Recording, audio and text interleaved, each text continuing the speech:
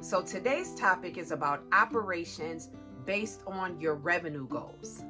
First, let's start with what exactly are operations. I'm not going to take for granted that everyone knows what that means, and because A&R3 Consulting Firm is an operations-based consulting business, I might as well start with that, right? So here it is. Operations is how you do exactly what it is that you do. It's the way that you service your clients. It's the way that you provide your products to individuals. It's the way that you hire your staff. It's the way that you answer the phone. It's the way that you return emails. All of those things broken down is a part of operations. And when it comes time for you to hire someone new, or even if you're just going about your day-to-day work, you need systems in place in order to make this work for you.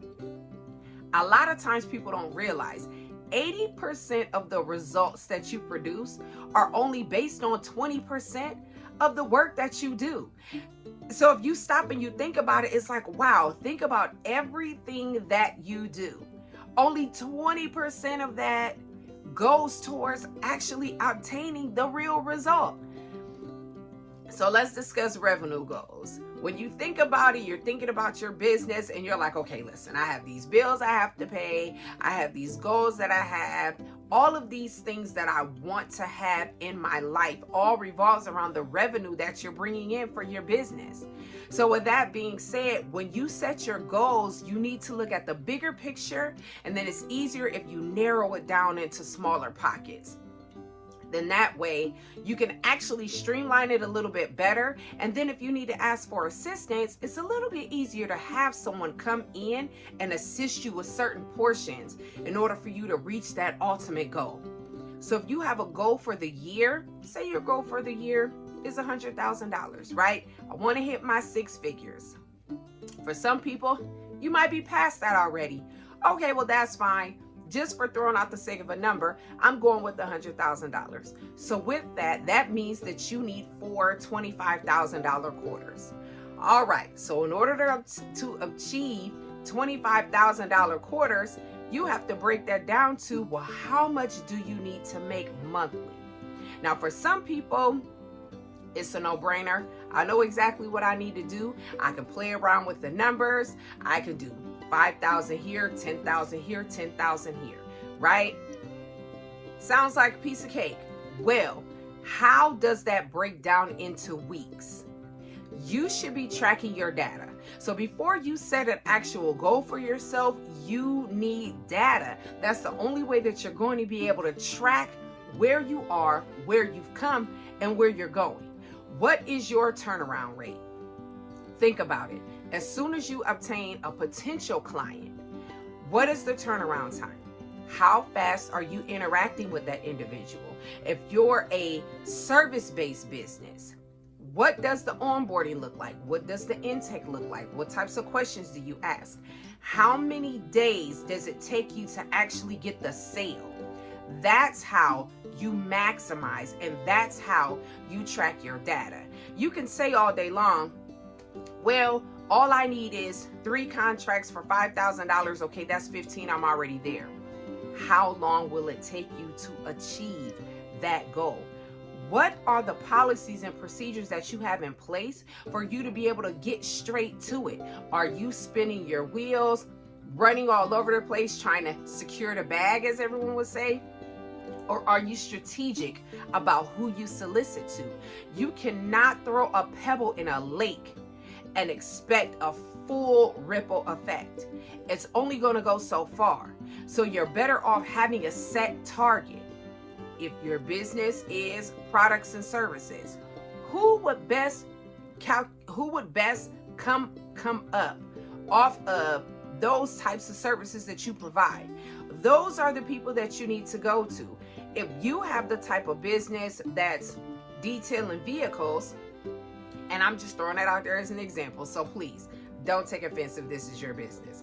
But if you're the type of company that details vehicles, why would you go to an after-school function or a PTA meeting looking for clients? I'm not saying that you won't be able to get a couple of parents here and a couple of parents there, but why aren't you at used car lots, because they would get more value out of having you detail their vehicles before they actually sell them. And guess what? That's one thing off their list that they have to do. Just an idea of sorts. And that's just to throw one thing out there. But moving on. So when you realize what your goal is and you have it broken down into quarters, and then you've kind of narrowed down what it is monthly, you need to know what your high seasons are and your low seasons are. Very seldom is someone booming all year long. So with that being said, your numbers have to change. You can only do that if you have the data. If summer is slow months for you, then that means that in the fall and the winter time, and even in the spring, those numbers should be higher. So you can't say, oh, well, I'm just going to do $25,000 a quarter. Well, if the summertime is a slow quarter for you, then that means that one of these or two of your other seasons or quarters need to be higher than what they typically are. So take a step back. This is deeper than just your taxes. This is really about your day-to-day, how you handle everything that you're doing. It is so important that you track these things. And the reason why A&R3 Consulting Firm ties it all back to your core values is because your integrity, your honesty, you being trustworthy, all of those things help you move forward. Is going to help you hire new people, so then that way they know exactly what route they need to go as well. Like I said, if you want to raise your revenue goals, you're going to need your data. If you need help tracking your data, you can enlist in someone that you know and you trust. And of course, A&R3 Consulting Firm is always available to be at your service. We have a revenue boost package that's only 90 days. 90 days. We have consistent assessments to track everything that we set in stone to see if we're heading in the right direction, if things need to change. We have it all lined up for you already. So if you're burning the midnight oil, trying to figure out how to get it done, allow us to be a peace of mind for you. Tap into all of the resources that you have available. Like I said, your annual goal needs to be broken down into more tangible aspects for you, so it makes it easier not only for you to regurgitate it to someone else, but it's easier for you to throw a bullseye at it and hit your goal each and every time.